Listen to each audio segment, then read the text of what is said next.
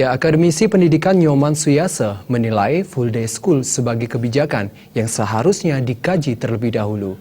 Full day school yang kurang sistematis akan menjadi beban siswa dan juga tenaga pendidik. Akademisi Pendidikan Nyoman Suyasa mengungkapkan wacana full day school hanya cocok untuk pendidikan warga perkotaan. Itu pun bagi sekolah yang tidak melakukan double shift. Apabila sekolah yang sudah menerapkan double shift dibebani dengan adanya full day school, peserta didik maupun para guru bisa melakukan kegiatan di sekolah hingga larut malam, dan hal tersebut sangat mempengaruhi perilaku anak dan akan berdampak pada rasa jenuh dan kebosanan.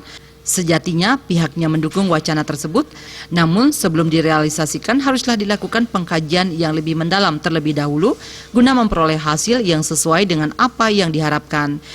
Karena kalau sampai katakan full di sekolah sampai jam 17, jam 5, otomatis siswa itu di rumah berarti untuk waktu keluyuran berarti tidak ada.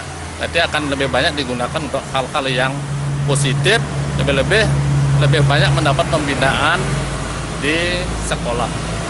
Nah, karena kami adalah double shift begitu, otomatis mengalami hambatan. Jadi untuk melakukan hal tersebut. Kenapa? Terutama yang double shift masuk siang. Jadi akan kesulitan kita untuk istilahnya melaksanakan program tersebut. Selain itu pula juga siswa kami jaraknya jauh.